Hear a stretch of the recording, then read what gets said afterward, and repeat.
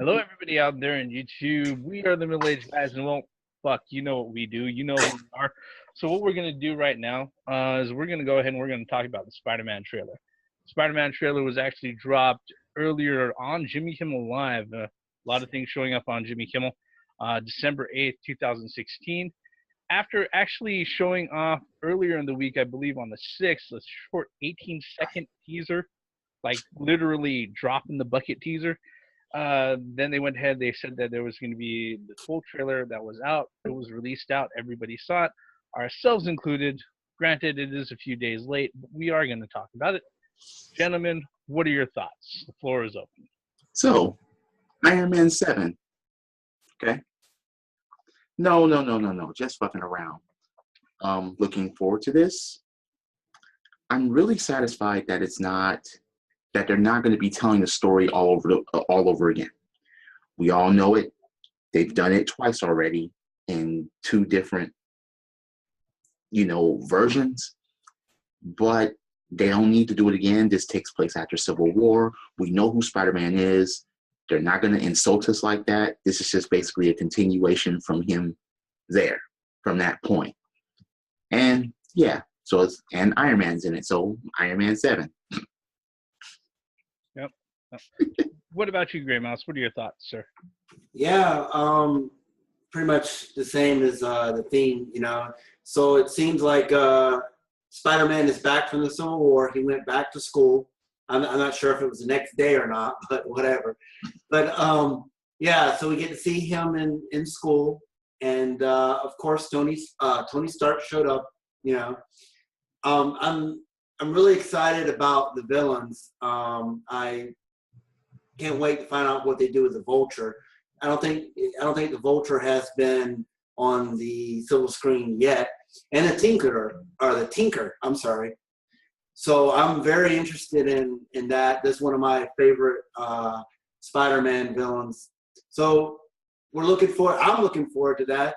It'd be interesting if we could get a couple more the old school villains, but that remains to be seen. So yeah.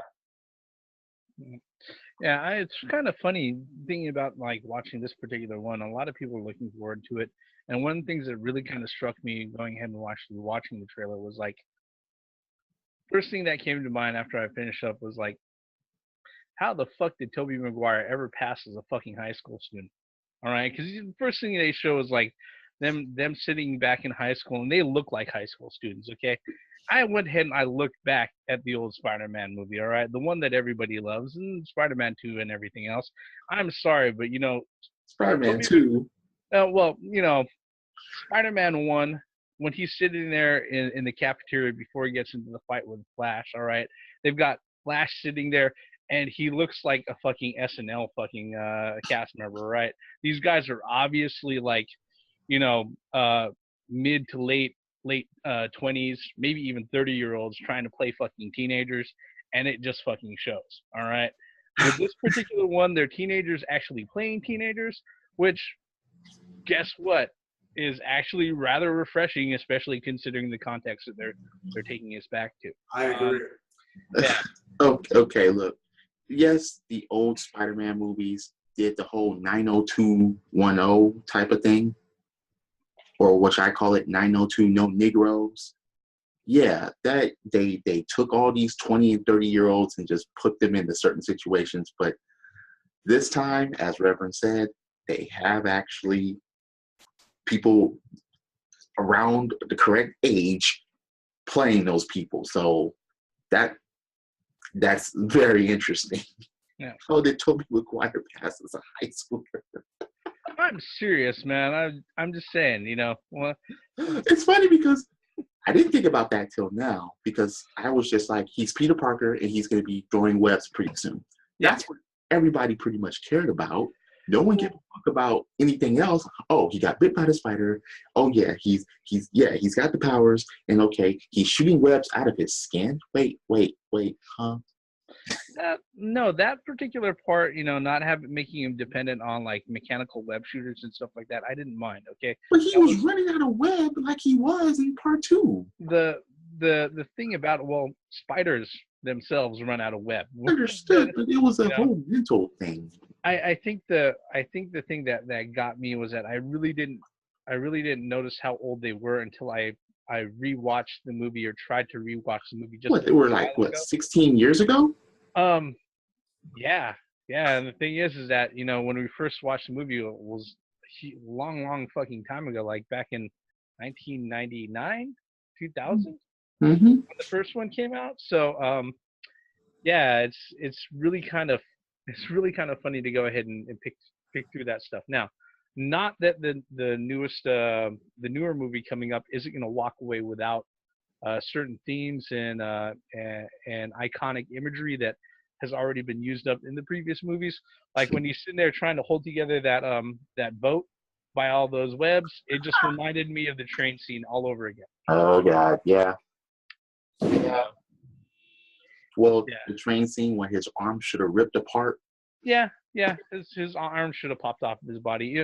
And on top of that, you're sitting there, you're telling me that this is New York in the new millennium, and nobody was sitting there with fucking cameras trying to take pictures of him. Oh, we'll all keep your identity secret. Bullshit.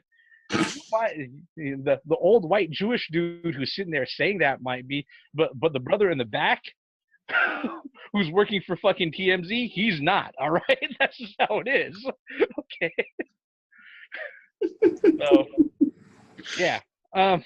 That something like that better not happen here. He better not have his mask pop off and everyone finds out who he is due to some guard. The only one that better know his identity is Tony Stark in this movie. That's already failed. Yeah, they already. No. I know someone else found out. Yeah. One of his friends. I get that. Which I'm talking about. I disagree with 100%. Wait, I don't like. I'm talking about Aunt May. I'm talking about somebody in the inclination of what's up. Somebody in the public. Right.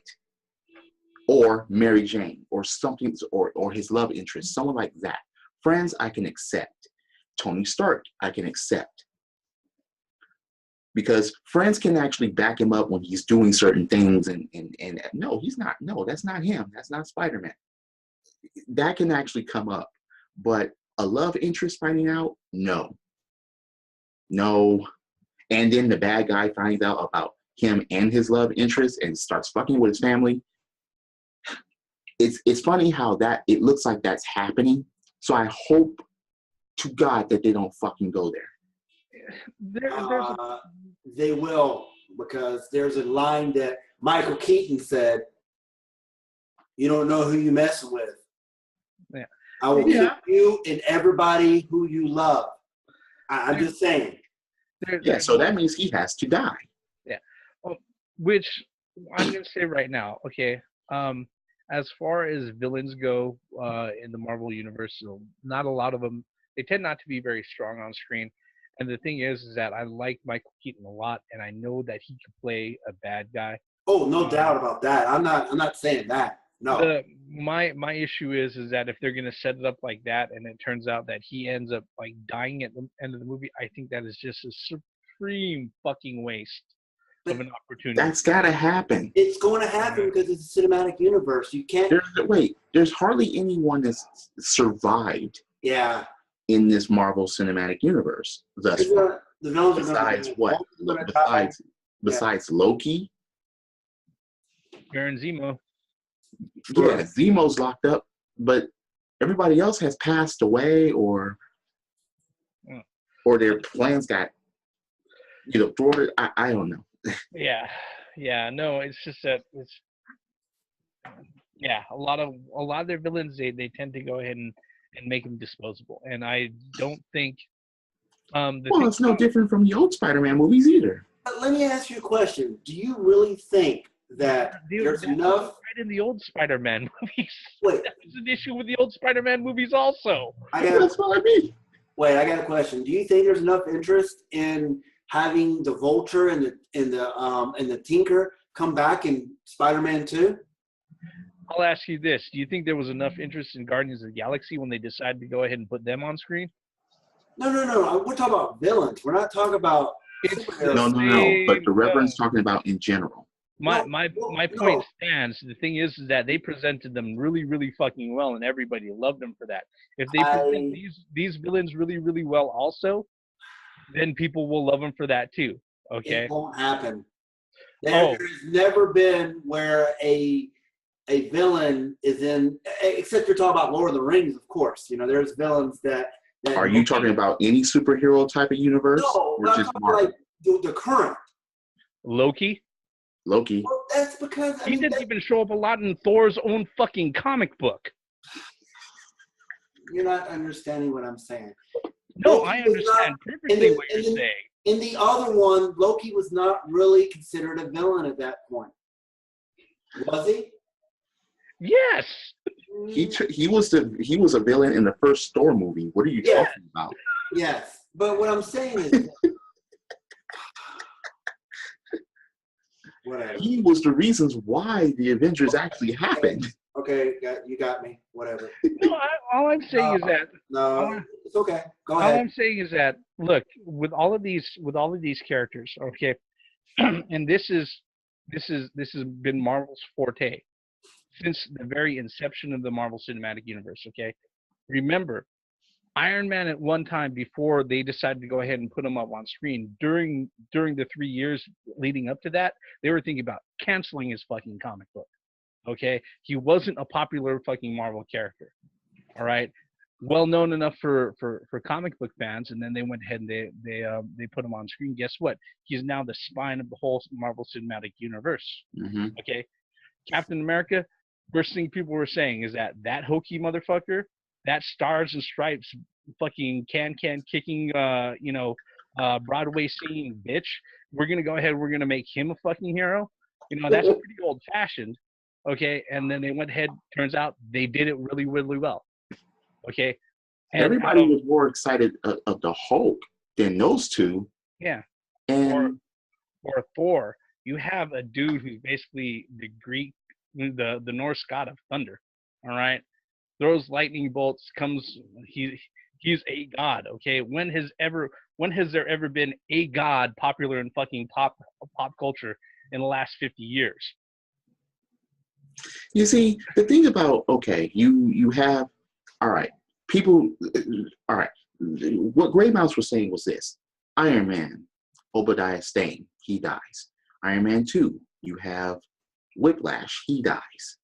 You know, Iron Man 3, yeah, they keep killing motherfuckers off, and not actually keeping, you know, cinematic bad guys.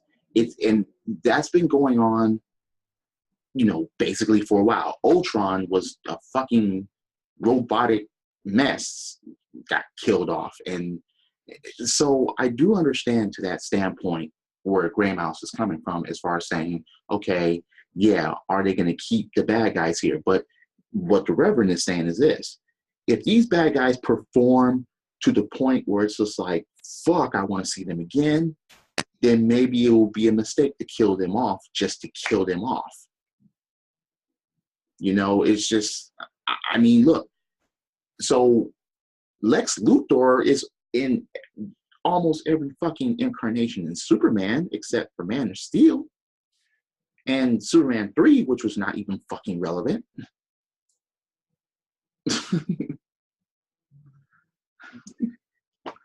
think the thing with my fear with this, but they didn't kill him off.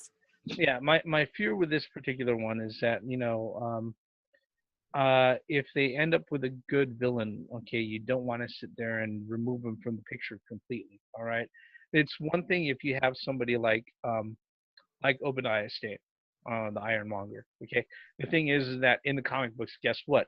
When Tony Stark resolved everything with Obadiah Stane, they had the big showdown between Iron Man and Ironmonger. Obadiah Stane died. He ended up actually taking his own life. So guess what? It falls in line. Okay. When you have, it would be like there being a Batman movie, the Joker showing up, and then the Joker dying at the end, right? Well, that actually happened. I know they did that in the 1989 movie, but guess what? As far as the many flaws that one has, that's probably one of the biggest ones. Okay.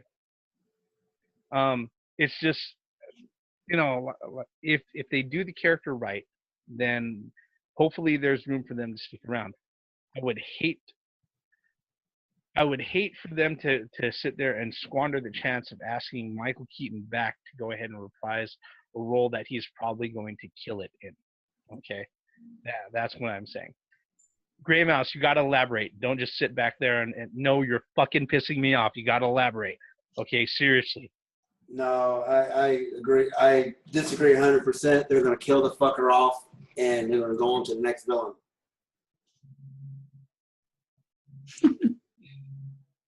Because who's to say that they're not going to make any more Spider-Man movies after this with Sony and Marvel Studios?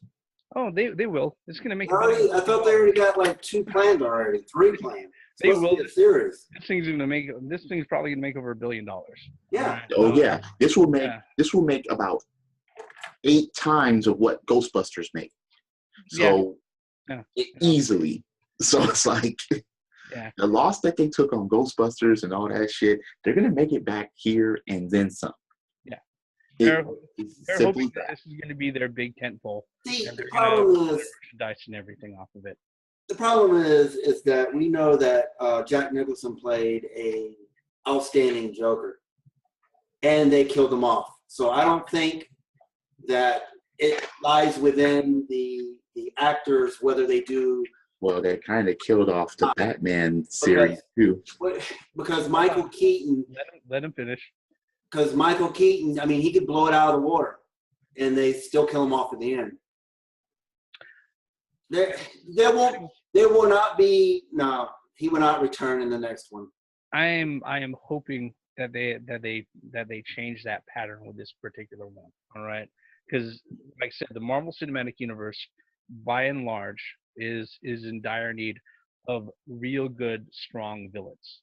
Okay, because the thing is that here's the thing. We're running into what's going to cause genre fatigue isn't the overabundance of movies. It's going to be the overabundance of movies ending the same exact way, right? Each and every fucking time. Okay. With villains dying. Yeah, or oh, this threat is gone. There's not a chance of them ever coming back up or popping back up. But over the last few movies, the only one that hasn't followed that same exact pattern has been Captain America: Civil War. Okay, Zemo was left alive at the end. Okay, and here's the thing with any Marvel villain, especially any sort of comic book villain, if they're left alive at the end, it's just like the villain capturing the hero, putting him in a fucking death trap, saying his whole fucking plan, and then exiting out the door. Okay. I think the one that pissed me off was Red Skull. Yeah, the Red Skull. Yeah, he should have been able to stick around. He got teleported somewhere. That pissed me off. That was a bull. How are you going to?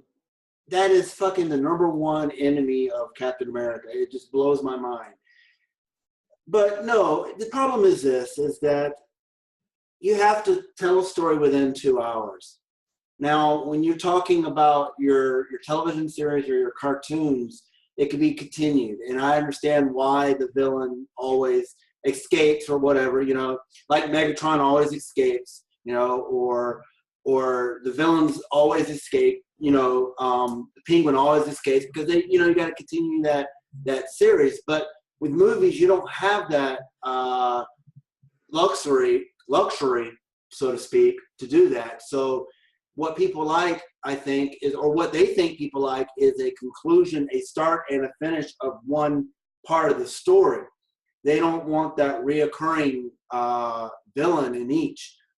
The problem that we have, though, is that Marvel has successfully sat there and trained its whole audience over the course of the last 12 fucking movies that this particular movie, its story does not end self-contained in this spot.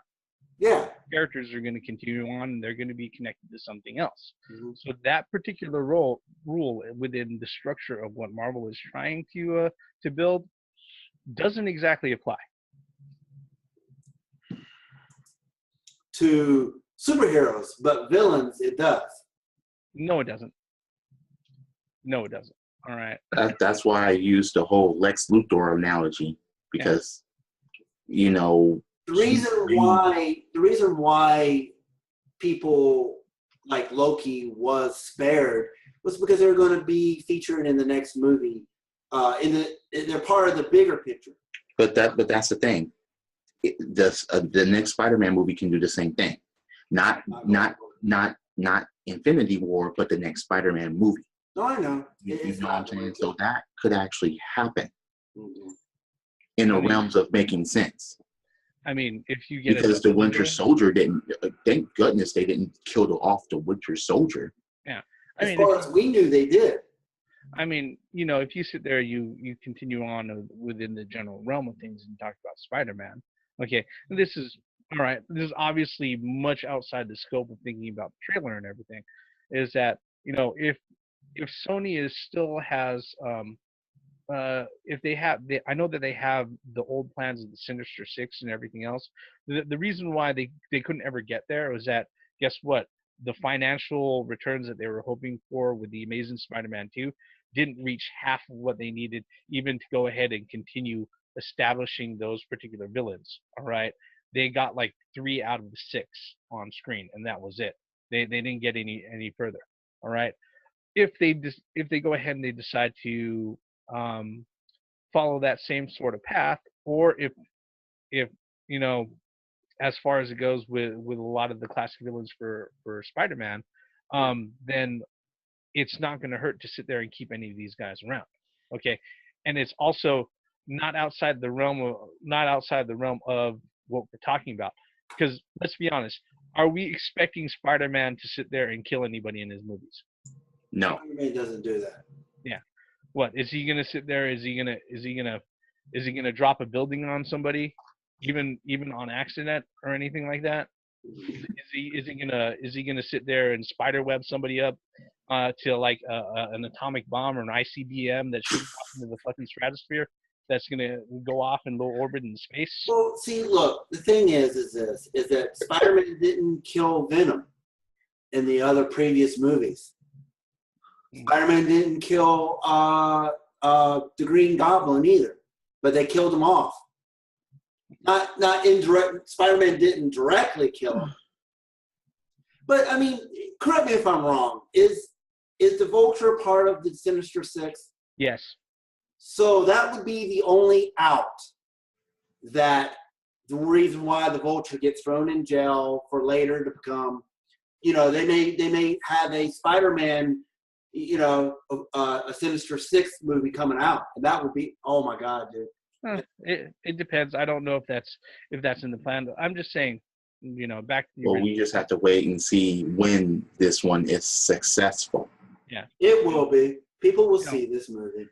Oh, we're gonna go see it. Yeah, like I said, you know, I'm just hoping that, you know, as far as the things that I would like to see happen in this particular movie, okay, because I'm pretty sure that the stuff that they're going to go ahead and they're going to offer, and all the stuff that they've shown so far, I don't have any big reservations with it. Okay, coming back to the trailer, I absolutely fucking loved it. Okay, watched it multiple fucking times at work, all right, and everything. Watched it a few times before we even started this video. Okay, you know, I'm looking forward to the movie. My biggest fear is that, you know, you have this powerhouse lineup of people who are sitting there supporting this movie, and then you're just going to go ahead and use some of the best ones, potentially some of the best ones, as one-offs. Okay. Granted, I know that MCU is getting pretty fucking big, all right, and we always have to sit there and be mindful of cast members and everything else, but, you know. See, one of the other things is that Spider-Man isn't going to be doing things totally alone here. Iron Man's going to be there. Yeah. I don't think Iron Man's going to play much of a part in this. Not much of a part, but he's still going to be there. Yeah. Well, yeah, he's going to try to guide Spider-Man because he's young. Flying and swinging at the end of the trailer. Yeah. So he's going to be there. He's not gonna be there enough for where it's gonna be made into it. Right. Oh yeah, it's a Spider-Man movie through and through. Absolutely. Yeah, it's gonna be a Spider-Man movie. It's just, yeah, it's one of those things where I like what they're doing with this. I have a fear that they're gonna take, you know, possibly one of the best actors that they've ever gotten onto any of their films as a villain. And they're just going to go ahead and make him disposable. I got a question now. Do you think that the way they're going with this, the Spider-Man, do you think they're going to, since we already kind of know, they're not going to reboot Spider-Man's origins because it's already been done. Do you think they're just going to go into it to where, okay, here's the Vulture and here's the Tinkerer? I would rather them do that than have, them become the Vulture and them become the Tinkerer. I would rather them just kind of, I don't know, show up. You know what I mean? Instead of doing, but the thing about it is that question has to do with them telling Spider-Man's story and concurrently telling the bad guy story at the same time. Yeah. They're not going to do that this time. Spider-Man is already there. So we just they don't need to thrust the bad guy at us, but they just need to show the rise and the decline and then the stage into the bad guy. And they can do that they can do that in 15 minutes. Yeah. And since they don't need to go ahead and establish, Spider-Man's origin, they can actually dedicate a little bit more time to fleshing out the villain as an actual fucking character instead of some sort of disposable cardboard cutout. Right. True. I mean, because they can't really just throw in, because, you got these other people that enjoy the Marvel movies but don't have a comic book or the nerd background like we do. Well, So, to your point, why the Vulture came and why the Tinkerer became, we know that. We don't need that. But you got these other people on the other side that's just going in, oh, it's a Marvel movie, so I can understand to an extent. They don't, like I said, they don't need to spend 45 minutes on a backstory for the villains. See, to your point, they just can't thrust these motherfuckers in the movie without even knowing why they're there. Yeah. But at the same time, they can't take an hour to explain why they're there. They need They need to get through it as soon as possible so we can see the rise and fall, the conflict, the climax, all that shit. They need to do it at a certain pace so motherfuckers will be like, okay, get to the action, get to the end, if you're gonna bury this, then get to the dirt. It's already down there. It's already 6 feet under. Put the dirt. No, they need to do this correctly. So to your point, Gray Mouse, they don't need to tell Spider-Man, we know that, but they need to ease us with the bad guys to have us emotionally involved as to why they're there. Well, one thing I think when I got so annoyed earlier was the fact that majority of the movies that we've gone and seen, they pretty much, we go origin story, we go why he became the villain, and then he's killed off at the end. That has happened over and over and over and over again. It didn't happen in Doctor Strange. And it's really frustrating that they do that. It really is. I mean, because there's so much. I mean, to me, this is just my personal opinion. If they do this shit right, you can have, I'm talking about decades of movies made on this whole, because Marvel is huge. You can have decades of material to do, but it seems like they're cutting themselves short and leaving money on the table by doing it the way they are now. I mean, I just don't want them to feel like, I just don't want it to feel like a rushed movie. Not a rushed movie, but like, okay. But in certain defenses, there are certain enemies that just can't live. Mm-hmm. Courtesy of what they do or what they're capable of. I understand that, but like in the written media, like comic books or whatever, these, I just hate the fact that the hero and the villain meet the first time and the villain dies. Well, that's like, okay, when it comes to books, they meet several times and they have several clashes over several decades or whatever. Then, something unfortunate happens and the villain dies. You see, that's like, okay, crossing over to the DC, General Zod had to die. Doomsday had to be obliterated somehow. You can't kill that guy, dude. But that's the point. They had to get them off screen. Them motherfuckers aren't coming back.